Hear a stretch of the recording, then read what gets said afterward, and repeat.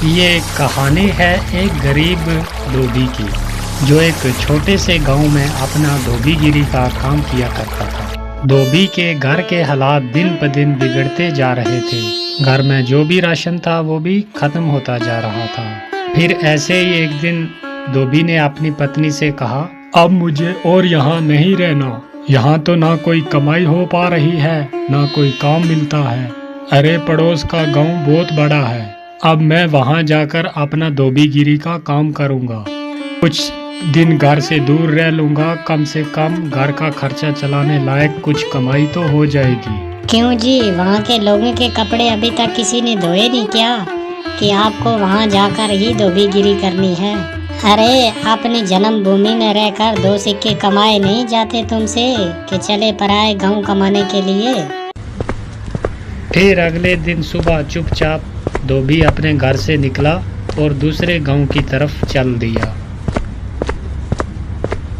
दोपहर होने तक वो पड़ोस के गांव में पहुंच गया। हारा थका जब धोबी वहां पड़ोस के गांव में पहुंचा तो वो हैरान रह गया ये देखकर कि उससे पहले ही वहां पर बहुत सारे धोबी हैं जो अपना काम काज कर रहे हैं। अरे यहाँ तो इतने सारे धोबी मुझसे पहले ही अपनी दुकान लगाए बैठे हैं। ऐसे मुझ अनजान धोबी के पास ग्राहक कैसे आएंगे? लगता है इस गांव से भी खाली हाथ ही लौटना पड़ेगा वापस। नहीं नहीं, खाली हाथ भी तो घर नहीं जा सकता, लेकिन क्या करूं? तभी फिर धोबी ने ग्राहकों को अपने पास बुलाने की एक तरकीब सोची। फिर उसने अपनी दुकान लगाई नदी के किनारे और वहाँ पर एक बड़ा सारा बोर्ड लगाया और बोर्ड पर बड़े बड़े शब्दों में लिख दिया, सबसे सस्ता धोबी। यहाँ हमारे कपड़े धोने के साथ साथ इस्त्री मुफ्त में की जाती है। और लोगों ने जब ये चीज़ देखी तो उन्हें कुछ नया देखने को मिला। अरे वाह, कपड़े धुलाई के साथ इस्त्री मुफ्त। अरे भाई ये लो, मेरे कपड़े ज़रा अच्छे तरीके से धो देना और साथ में अच्छी से इस्त्री भी कर देना। हाँ हाँ सेठ जी, अभी किए देता हूँ। फिर धोबी ने अच्छे तरीके से कपड़े धोकर इस्त्री करके सेठ को दे दिए। ये लीजिए, अब आपके कपड़े एकदम नए जैसे बन गए हैं। अरे भाई वाह, ये तो कमाल हो गया, सच में ये तो बिल्कुल नए जैसे लगते हैं। ऐसे ही फिर दूसरा ग्राहक आया, फिर तीसरा। उसने फिर बहुत मेहनत से काम किया। कुछ ही दिनों में उसने 5 सोने के सिक्के जमा कर लिए। आज तो मैंने बहुत सारे पैसे कमा लिए। यदि ऐसे ही काम काज चलता रहा तो मैं कुछ ही दिन में काफ़ी पैसे जमा कर लूँगा और एक घोड़ा खरीदूँगा। उनमें से 2 सोने के सिक्कों के बदले उसने एक व्यापारी से एक घोड़ा ले लिया और घर लौटने का फैसला किया। अगले दिन उसने अपना सारा सामान बांधा और घर के लिए निकल पड़ा। अपने रास्ते में उसे एक घने जंगल से गुजरना पड़ा, जहां पर उसने डाकुओं का एक झुंड देखा। हे भगवान, ये तो डकैत लगते हैं, ये तो मेरा सारा पैसा लूट लेंगे। मैं एक बार फिर से गरीब हो जाऊंगा। अब मैं क्या करूं? कुछ तो करना पड़ेगा। वो धोबी बहुत चतुर था, उसने हिम्मत नहीं हारी। फिर एक तरकीब सूझी। उसने एक सोने का सिक्का लिया और घोड़े के गले में बांध दिया। फिर आगे चल पड़ा और डाकुओं ने उसे पकड़ लिया। अरे ओ, जल्दी जल्दी अपना पैसा निकालो, फटाफट करो। देखो, मैं एक गरीब धोबी हूँ, इस घोड़े के सिवा मेरे पास कुछ नहीं है। कृपया मुझे जाने दो डाकू भाई। और जैसे ही ये बोला और घोड़े ने थोड़ी गर्दन हिलाई और वो सोने का सिक्का नीचे गिर गया। अच्छा मक्कार, झूठे इंसान, तेरी हिम्मत कैसे हुई हमसे झूठ बोलने की? अगर तेरे पास पैसे नहीं हैं तो ये सोना फिर कहाँ से आया? जल्दी बोल। रुकिए रुकिए भाई, मैं अभी आपको सब सच बताता हूँ। दरअसल ये घोड़ा सोना उत्पन्न करता है, इसी वजह से मुझे सारे पैसे मिलते हैं। ठीक है, ये घोड़ा तुझे हमें देना होगा, हम तभी तुम्हें यहाँ से जिंदा जाने देंगे। नहीं नहीं, बिल्कुल नहीं। अगर मैं ये घोड़ा तुम्हें दे दूंगा तो मेरे पास तो कुछ भी नहीं बचेगा। चलो, इसके बदले हम तुम्हें 50 सोने के सिक्के देंगे। हाँ ठीक है, चलो एक बात का ध्यान रखना, कि बारी बारी के साथ इस घोड़े को अपने पास रखना, वरना आखिर में तुम पैसे के लिए लड़ते ही रह जाओगे। धोबी ने घोड़ा बेच दिया और अपने घर की तरफ चल पड़ा और वो बहुत खुश था कि उसे सोने के काफ़ी सिक्के मिल गए और उन पैसों से उसने अपने गांव में थोड़ी सी ज़मीन खरीदी। और इसी बीच वो डकैत भी उस घोड़े को लेकर अपने अड्डे पे पहुंच गए। वहां डकैतों के सरदार ने अपने आदमियों से कहा, इस गिरोह के सरगना होने के नाते इस घोड़े को सबसे पहले मैं ही अपने पास रखूंगा। उन सब ने सरदार की बात मान ली और घोड़ा सरदार अपने साथ लेकर रात चला गया। अगली सुबह जब वो उठा तो उसने देखा कि उसके अस्तबल में कुछ भी नहीं था। उसने पूरा अस्तबल सही से देखा, वहां कुछ भी नजर न आया और वो जान गया कि उस धोबी ने उसको बेवकूफ़ बना दिया। इस बीच एक और डकैत वहां पर आया। सरदार, आपको सोना मिला, हमें भी ज़रा बताइए कि घोड़े ने कितना सोना उत्पन्न किया, कितने सिक्के मिले आपको? तुम खुद ही पता लगा लोगे जब ये घोड़ा आज रात तुम्हारे पास रहेगा, ठीक है? और सरदार ने किसी से कुछ नहीं कहा क्योंकि वो किसी के सामने बेवकूफ़ नहीं बनना चाहता था। फिर एक एक करके सभी डकैतों ने घोड़े को अपने पास रखा, पर उसमें से किसी को कुछ भी नहीं मिला और वो सब समझ गए कि उन्हें उस धोबी ने बेवकूफ़ बनाया है। अरे दोस्तों, उस धोबी ने हमें बेवकूफ़ बनाया है, अब हम उसे सबक सिखाएंगे। सरदार, उसने ये साधारण सा घोड़ा हमें 50 सोने के सिक्कों के बदले दिया है, बहुत बड़ा धोखा हो गया। हम उससे अपना पैसा वापस लेंगे सारा और हमें धोखा देने की जुर्रत की सजा देंगे उसको। हाँ, चलो चलो। फिर वो सब उस धोबी की घर की तरफ निकल पड़े और धोबी ने उन सबको अपने घर की तरफ आते हुए देख लिया। फिर धोबी अपने घर गया जल्दी जल्दी और अपनी पत्नी से बोला, मेरी बात ध्यान से सुनो, अभी डकैतों का झुंड एक यहाँ पर आएगा। जब वो मेरे बारे में पूछे तो उनसे कहना कि मैं घर पे नहीं हूँ, खेतों में काम कर रहा हूँ। ये बोलकर वो अपने घर के पीछे छुप गया। कुछ देर के बाद वो डकैत वहां आ पहुंचे। वो धोबी कहाँ है? हम उससे बात करना चाहते हैं, जल्दी बुलाओ उसे। वो तो अपने खेत में गए हुए हैं काम करने के लिए। रुको, मैं अपनी बकरी को भेजती हूँ उन्हें बुलाने के लिए। शीली, जरा जाओ तो अपने मालिक को बुला कर लाओ, उसे बोलो कि घर पे कोई आया हुआ है, तुमसे बात करना चाहता है। ये सब क्या है? क्या सचमुच ये बकरी तुम्हारे पति को यहाँ ले आएगी?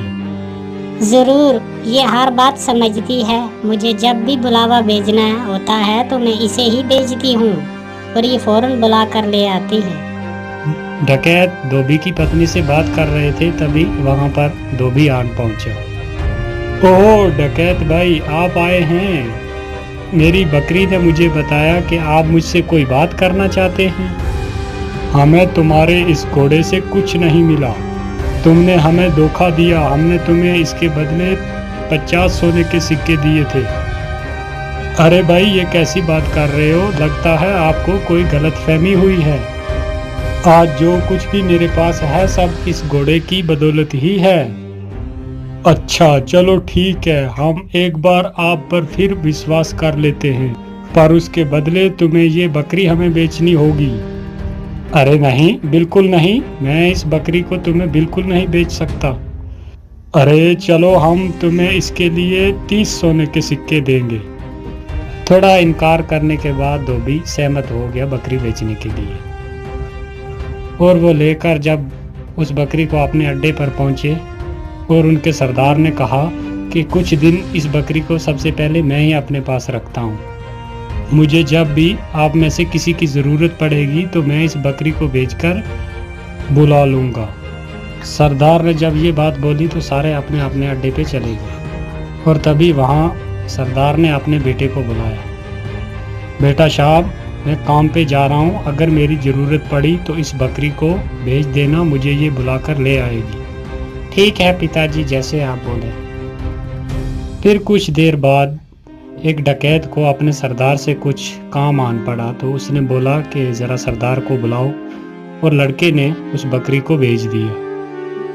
और सरदार के बेटे ने उस बकरी को अपने पिता को बुलाने के लिए भेज दिया और वो बकरी वहाँ से निकली और बजाय सरदार के पास पहुँचने के सीधा धोबी के घर पे आ गई। जब सरदार घर वापस आया तो उसने देखा कि वहाँ पर बकरी तो है ही नहीं और वो ये बात जान गया कि बकरी जरूर अपने मालिक के पास गई होगी और वो फिर अकेला उस धोबी के घर गया।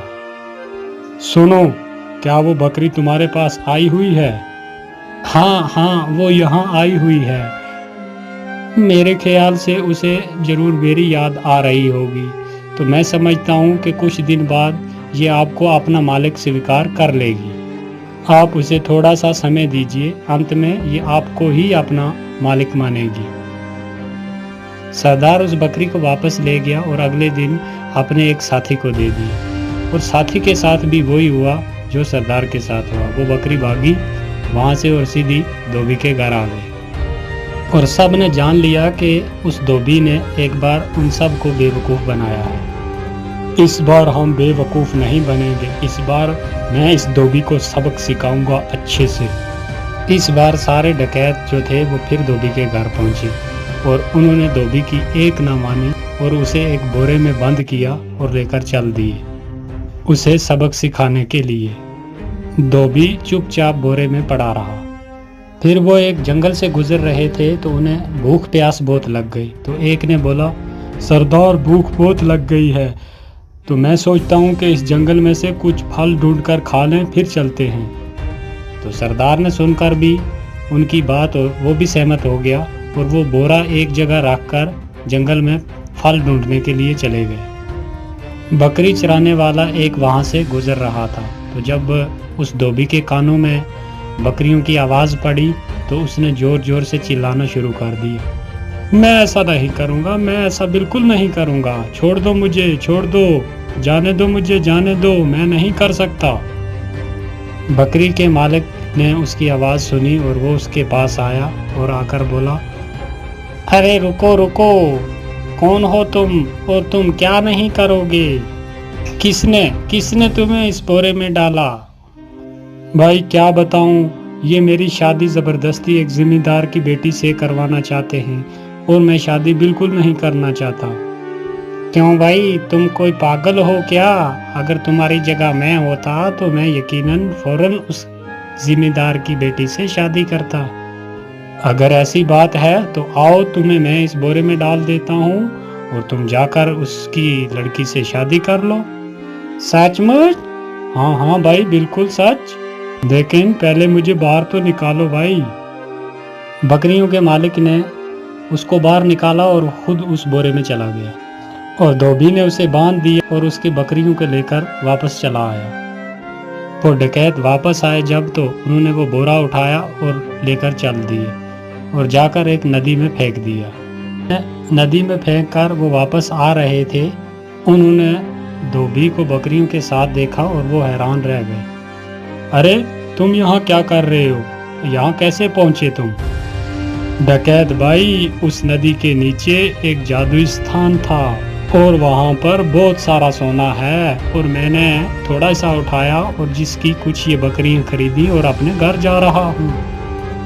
अच्छा, अगर ये बात है तो चलो हमारे साथ और हमें वो तरीका बताओ सोना निकालने का। ठीक है डकैत भाई, जैसे आप बोलते हैं मैं चलने के लिए तैयार हूँ। फिर वो जब नदी के पास पहुँचे तो उस धोबी ने उनसे कहा, देखो भाई, गलती कोई भी मत करना। एक आदमी इसमें छलांग लगाएगा, जब वो हाथ हिलाएगा तो उसके बाद दूसरा, फिर तीसरा, ऐसे तुम सब जाना और एक बार सारा सोना इकट्ठा करके लेके बाहर आ जाना।